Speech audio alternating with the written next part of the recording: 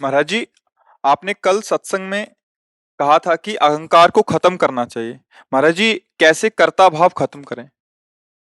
अहंकार का विशुद्ध ज्ञान होने पर शमन होता है। जब तक शुद्ध ज्ञान शुद्ध विवेक नहीं होता तब तक देह में आओ, अंतःकरण अर्थात मन में तदात्म, अपने स्वभाव में तदात्म। यही अहंकार ही जन्म मरण का कारण है। संस्कृति मूल शूल प्रद नाना, सकल शोकदायक अभिमाना। ये जैसे ट्रैक्टर के पीछे टाली फंसाने का होता है ना, ऐसे फंसाओ। हाँ, ये संसार के फंसाव का हुक है अहंकार। यही हमको बार बार जन्म, बार बार मरण, बार बार क्लेश, बार बार सब भोगना पड़ता है। अब इस अहंकार के नष्ट करने का एकमात्र उपाय है, जो अहंकार रहित भगवत प्रेमी महात्मा हैं उनका हम चरित्र पढ़ें, उनका संग करें। तो तिनकी संगति रहत जाति कुल मद सब नंसई। आचार्यों ने, महापुरुषों ने कहा कि यदि हम भगवत प्रेमी महात्माओं का संग करें, उनके उपदेश के अनुसार चलें, तो हमारा अहंकार नष्ट हो जाएगा। जैसे जैसे भजन बढ़ेगा वैसे वैसे हमारा मलिन अंधकार जो मोह का है वो नष्ट होगा। तब हमें दिखाई देगा कि अहंकार करने लायक कुछ है ही नहीं। अच्छा, ये शरीर हमने थोड़ी बनाया है, इस पे हमारा बिल्कुल कोई अधिकार नहीं है। एक बाल जिस समय टूटना है वो टूट जाएगा, हमारा कोई, देखो, इस पर कोई अधिकार नहीं है। जब अंगुली टूटी नहीं टूट जाएगी, हम कुछ नहीं बचा सकते, कुछ नहीं बना सकते। तो मतलब अब इसका अहंकार करें तो गलत ही ना, हमारा तो है नहीं।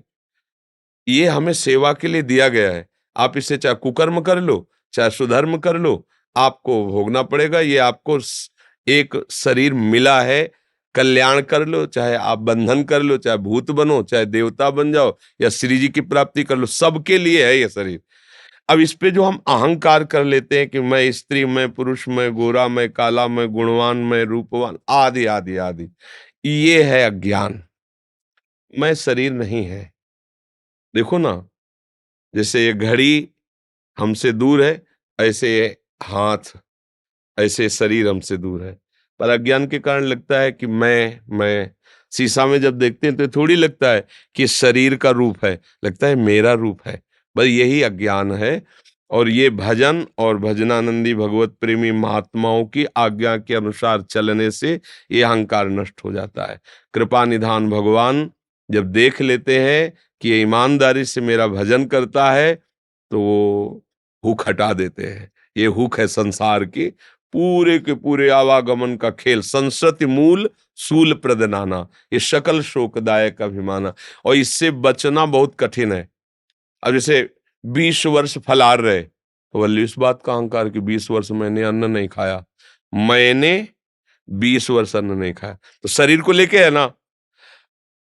मैं इतने वर्ष मौन रहा, मैं इतने वर्ष, ये अहंकार बड़ा सूक्ष्म है। इसे पहचानना जब तक शुद्ध ज्ञान नहीं होगा, लाडली की कृपा नहीं होगी, तब तक इसे पहचाना नहीं जा सकता।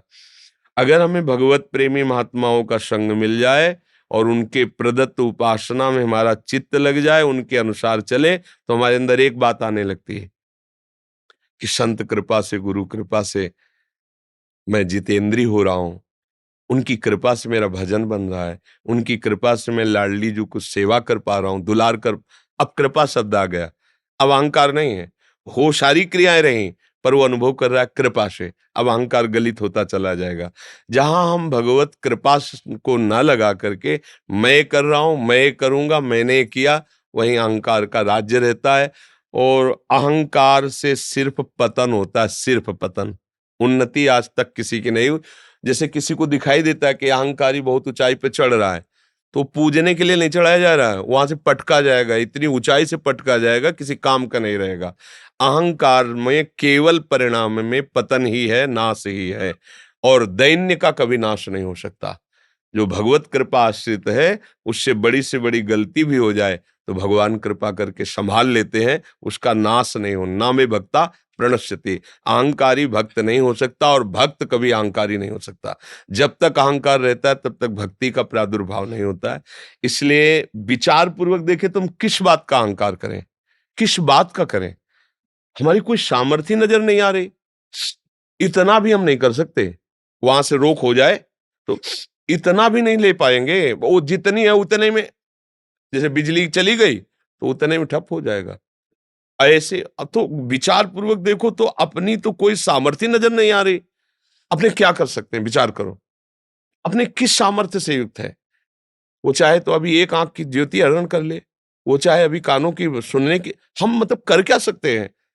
तो ये आ गई, अहंकार गलित होने लगा। प्रभु मैं आपकी, अब समझ में आया नाथ सब आपसे हो रहा है, आपकी बस यहीं से अहंकार का नाच शुरू हो जाता है। और जब विचार नहीं होता तो अज्ञान में होता है कि मेरा इतना धन, मेरी इतनी संपत्ति, मैं ऐसा। जहां अहंकार है वहां भक्ति नहीं। भगवत ऋषि जी महाराज बड़े सिद्ध महापुरुष हुए हैं, स्वामी श्री हरिदास जी के परिकर में। तो वो कहते हैं, विद्या रूप महत्व कुल धन यौवन अभिमान, ये सठ कंटक देखे जहां राय न भक्ति निदान। राय न भक्ति निदान स्वांग सब नगर नारी के, बिसैन हाथ बिकाए नहीं रिझवन भतार के। बोले भरे भक्त का बाना धारण किए यदि अहंकार है, विद्या का, रूप का, कुल का, महत्व का, धन का, जवानी का, किसी भी तरह का, तो बोले वो स्वांग कर रहा है, अभी भरतार श्री हरि को रिझाने की सामर्थ्य नहीं आई। जैसे वैश्या श्रृंगार करती अन्य पुरुष को आकर्षित करने के लिए, ऐसे वो श्यांग कर रहा विषयी पुरुषों को आकर्षित करके धन आदि विषय लेने के लिए, लेकिन वो हरि को आकर्षित नहीं कर सकता। हरि को आकर्षित करने के लिए जो भक्ति चाहिए, वहां कोई अभिमान नहीं चाहिए। अगर कोई अभिमान है तो हरि को आकर्षित नहीं कर सकता। और भगवान का एक स्वभाव है, भगवान को अभिमान पसंद नहीं। किसी भी भक्त में अगर कभी अंकुरित हुआ तो रौंद दिया गया है। आप इतिहास उठा के देख लो, शास्त्र उठा। तो अहंकार नाम जप से, भक्तों के संग से और विचार करने से कि मेरी सामर्थ्य क्या है, मेरे प्रभु जैसा चाहे वैसा मुझे चला रहे, उन्हीं की कृपा से सब हो रहा है, ऐसा भाव करे तो अहंकार खत्म हो